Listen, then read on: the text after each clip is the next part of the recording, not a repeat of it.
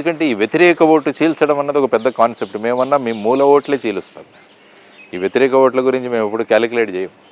మీ వరకు వచ్చిందో లేదో మీ మీద ఒక విమర్శ కూడా వచ్చింది. చెప్పండి. క్యాస్ట్ పాలిటిక్స్ మీరు కూడా చేస్తున్నారు అనేది. పర్టికులర్గా పవన్ కళ్యాణ్ కాపు ఓట్లతో పవన్ కళ్యాణ్ జనసేన పెట్టారు. సో అదే కాపు ఓట్లని ఈసారి కొత్తగా టీడీపీ వైపు మళ్ళుతున్న వాళ్ళిద్దరు అలయన్స్లో వెళ్తున్నారు కాబట్టి పవన్ కళ్యాణ్ని దెబ్బ కొట్టడానికి కాపు ఓట్లు చేల్చడానికి మిమ్మల్ని ప్రయోగించారు అనేది ఒక విమర్శ మీ వరకు వచ్చిందో లేదు. అంటే ప్రజల ఆలోచనలు ఎలా ఉన్నాయన్నది చూడాలి. ఒక వ్యక్తిని ఒక కులానికి చెందిన వ్యక్తిగా చూస్తున్నారు. అందుకనే ఏమన్నాడంటే గుర్రం జాషువా గారు, గుణం లేనివాడు కులంతో, మానవత్వం లేనివాడు మతంతో, పసలేనివాడు ప్రాంతీయ తత్వాలు తీసుకొచ్చి ముందుకు వస్తాడు అంటారు. కాబట్టి ఈ కులం అన్నది ఏంటంటే మనం ఆ కులంలో పుట్టామంతే. ఇట్స్ బై యాక్సిడెంట్ అందులో పుట్టాం. అందుకనే నా ధోరణి ఎలా ఉంటుందంటే ఎప్పుడు మన మతం మన పూజ గదిలో ఆగిపోవాలి, మన కులం మన గడప దగ్గర ఆగాలి, మన ఇంటి నుంచి బయటపెట్టినప్పుడు మనం ఈ దేశం యొక్క పౌరులన్న ఆలోచన మనలో ఉండాలి.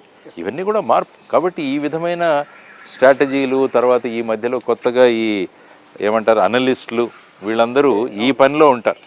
ఇవి ఏ ఓటు చీలుస్తారు ముందు నాశనం చేసే ఇదొకటి. ఒకవేళ ఎవరన్నా ఏదైనా మంచి చేయాలని వాళ్ళని కిల్ చేయటం మీరు అన్నట్టుగా అంతే, వాళ్ళ మీద బురద వేసేస్తే వాళ్ళు దుడుచుకునే పనిలో అంతే. ఇప్పుడు ఆ విధంగా అవుతుంది. తర్వాత ఏంటంటే అనేక విషయాలు అనేక పార్టీలకు ఫేవరబుల్గా ఉన్నట్లు కూడా తయారవుతున్నాయి మన దాంట్లో.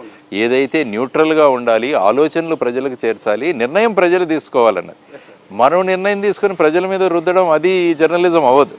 సో ఆ విధంగా అన్ని వాటిలలో మార్పులు వచ్చాయి, ఆ విధంగా పరిస్థితులు దిగజారుతున్నాయి. కాబట్టి ఇటువంటి అనాలిసిస్లు వస్తుంటాయి, కానీ ఇందులో ఏమాత్రం